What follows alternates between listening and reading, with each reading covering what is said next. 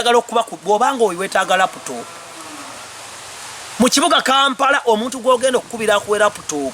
eriko garanti y'emmedi kuba ku 0757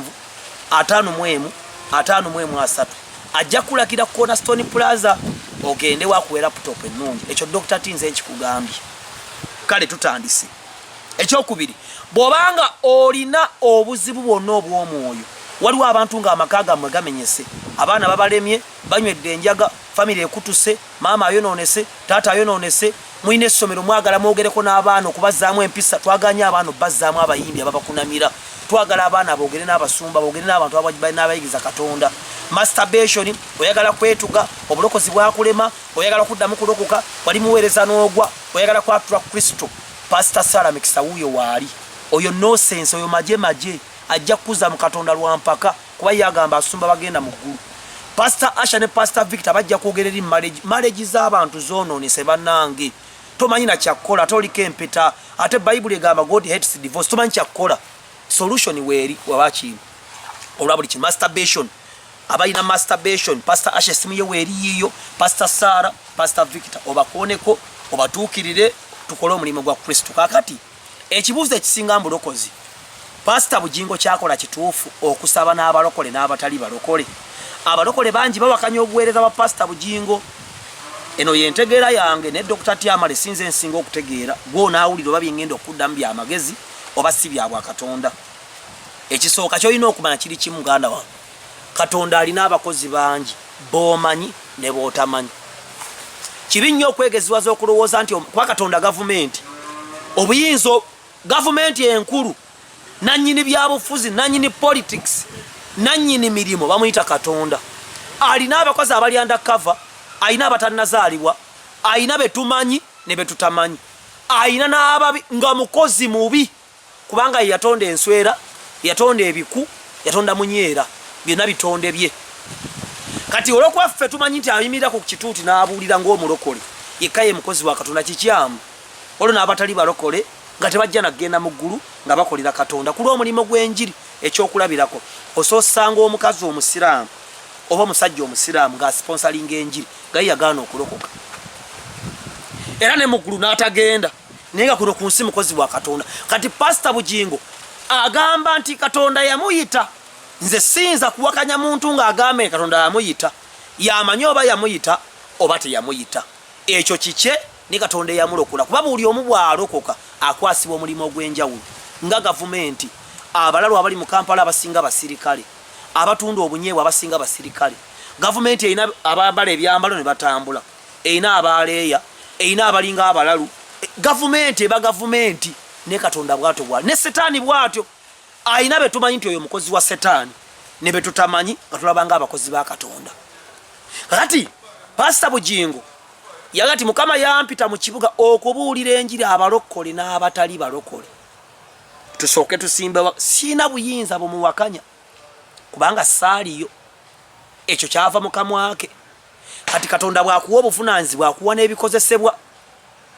era ku mwoyo amuliko yamanyi bw'adiiringa n'abalokola abaddala abasabira ewuwe, n'abalokola abazze bawone bagende, n'abalokola abalala abatajja kulokoka naye nga bajja mu kkanisa ne batuula buli kaseera. Ekyo tekiriiko kikyamu musiraamu kujja mu kkanisa n'awona kizimba n'addayo mu busiraamu bwe kubanga mu nsi waliwo ekitufuga kye bayita choice ne wiiru. Buli muntu alina kyayagala. Omuntu ayinza okujja n'awona ensimbu n'afuluma ekkanisa n'addayo n'abeera mbulamu bwe nga talokose. Naye n'agenda ng'ategedde nti Kristo awonya era n'omusango nga guli kuyiye nga ategedde aleze ku maanyi ga Kristo n'ag'omusaalaba omusango guba kuyiye. Kyokka ate mulimu abalokola abaddala abasabira ewuwe. Kati omwoyo amuliko kubikozesebwa ebyamuweebwa nga bamusindika okubuulira enjiri abalokole n'abatali balokole. Yamuyamba okudiiringa n'ekibiina kye n'ekkanisa ye. Ebyo tebinkwatako. Ekisinga obukulu mu kino kibeera kimu, kubeera na spiritual father. Kubanga omuntu yenna akolera ebweru wa yeekaalu ateekeddwa okubeera ne kabona munda ayimiridde ayasa omuliro ogutazikira. Tudda ku Pastor Bugembe. Abalokole bangi bavuddeyo ebbanga gwanvu ne bayomba Bugembe kyakola kikyamu, babiri kyakola kikyamu. Ekisooka ekintu kyonna kitandikira mu mutima. buli omuntu alina motive ye mu mutima ng'oggyeko kyatulaga kungulu buli muntu alina motive ye mu mutima motive ya Judith babiri omusumba era maama waffe mu mwoyo mu by'obuyimbi eyamujja mu secular eyamujja mu kanisa n'agenda mbivu ye yagimanyi mu mutima ate omutima gw'omuntu yekka agukebera Katonda ffe tulabira ku bibala ebikivuddemu ekyo ky'ogamba eti kya bwa Katonda kwe tugererane Katonda yakutuma oba teyakutuma katudda ku kya Pastor Bugembe tewali nsobi yonna Pastor Bugembe gy'akola okugenda mu bantu b'ensi bw'abanga akakasa nti Mukama yamusindikayo nga teyeesindikayo naye engeri gy'ali musumba siina buyinza kkebera oba yeyeesindikayo tukkirize Katonda yamusindikayo kubanga musumba era sijja munyooma era Pastor Bugembe wonna woli nkussaamu ekitiibwa kubanga ekifuga obuweereza obwo bubeera bwegendereza nze bansomesa mbulokozi ne Bayibuli yennyini nti obulokozi ye Galatians 5:22 bw'olokoka n'okkiriza omusaalaba ofuna ebibala ofuna menora ne hanuka otandika okwaka ofuna ebibala 9 ebiri mu Galatiya 5:22 wabula ekibala musumba Sala kyasinga okwogera ekizibu ennyo bwe bwegendereza kubanga omuntu ensi erimu abakozi ab'enjawulo musumba wange mujaasi ffe kanisa ffe togiyingira nga toli mulokole totubega tuli bajaasi ewabeera training y'abajaasi wanayinki tayinza tunula banekandebe bakuba amasasi buli abeera ewali abajaasi aba mujaasi ne bwaba afumba ne bwaba ayera ffe kanisa ffe obuyite bwayo bwanjawulo ffe musaala bapiwale tuli bamaje era musumba Sala bw'oyingira oli mulokole siri mulokole oyagala okulokoka nedda lwaki twagala kulokoka oli wa bbeeyi nnyo osinga nze yakkiriza okulokoka gwasinga omusaalaba ojja kulokoka otagala bwato musumba Sala bw'ali kyokka ate obuyite obulasi bwa buli omuntu si mujaasi mu nsi waliyo abasawo waliyo abasomesa waliyo bamasiikiini waliyo abeera enguudo buli muntu si musirikale buli muntu si musumba Sala buli muntu si voso ffe tukuba emizimu nkubamusayi gwa Yesu nkubamusambwa gwe jasanga abalanga ate babaluka mikono kubanga buli omu alina obuyite bwe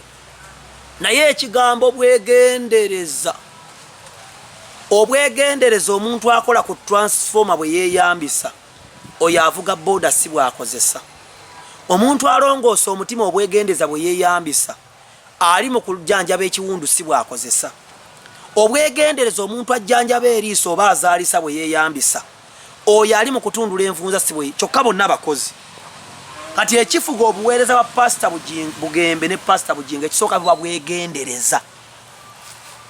okwegendereza waliwo omuntu alinnya akanaala n'asibayo ettaala ne mugandi banna omusajja taagwe kubanga ekifuga ekyo kyakola ekisooka bwegendereza because any slight mistake omuntu annyulula akaana akagudde mu ttooyi obwegendereza bwakozesa oyo ali mu kusala enviiri si bwakozesa kati Katonda alina abakozi ab'enjawulo nga bakozesa obwegendereza obw'enjawulo n'emyoyo egy'enjawulo n'ebirabo eby'enjawulo omutume Pawulo yaweebwa obuyinza okuwulira enjiri batali Bayisirayiri ate bano ba Peetero basigala Bayisirayiri ekisinga obukulu kwe kubeera ne taata ow'omwoyo kubanga Kristo mu Bayibuli mulimu ba Yesu bangi nga Yesu tannajja mu Bayibuli mulimu ba Yesu bangi Yesu asooka twalaba Melekizedeki ne tuddamu tulaba Joseph ne tuddamu ne tulaba Moses ne tulaba Yesu yennyini Yesu yatuulanga n'ababi n'alya nabo kankubuuze abantu abasinga twesiba ku kintu kino eno gireke ne bwe n'abampanvu bajjajjira kuba eriko Bugembe ne Bujingo Joseph abantu gwe tusinga okwesibako nti yagenda Emisiri baali bakola ki kyokka mu bike 12 ebya Yakobo tewali muntu yasinga Joseph kubanga Joseph yavaamu Moses yali muleevi naye Moses obuyite bwe bwabeerawo lwakuba Joseph era Moses ekifo kyalina mu Katonda ne Ibulayimu takirina Joseph yali agenda ovaamu Yesu ne Efulayimu n'akola eddalu obuyite ne bukyuka ne budda ku Juda kitegeeza ekifo Yosefu kyalina mu Katonda kinene lwaki yava mu nsi entukuvu n'ayingira mu nsi enkyamu n'akolerayo Katonda abalokola abasinga buli mu makanisa muyimba naye nkubuulira loli pangisa mu kizimbe nga mulimu malaya akeera okukunama oliba ogudde kubanga gwe Katonda amutegerako side emu bweti oli side emu bweti kati ze kyenjagala obbalaga kiri kimu baganda bange Yosefu yakola mu maka ga Potifa Abamisiri basiyazi Abamisiri balyanga embizzi Abamisiri bakolanga sexy parties Abamisiri abo boolaba muka Potifa amuyitanga n'amukola ne massage nga ali bwerere naye n'anyweza obulokozi lwaki kati nzira ku kinyusa ekifuga obulokozi bw'abantu abakolera ebweru w'ekkanisa baaliko saddaaka ya Ibulayimu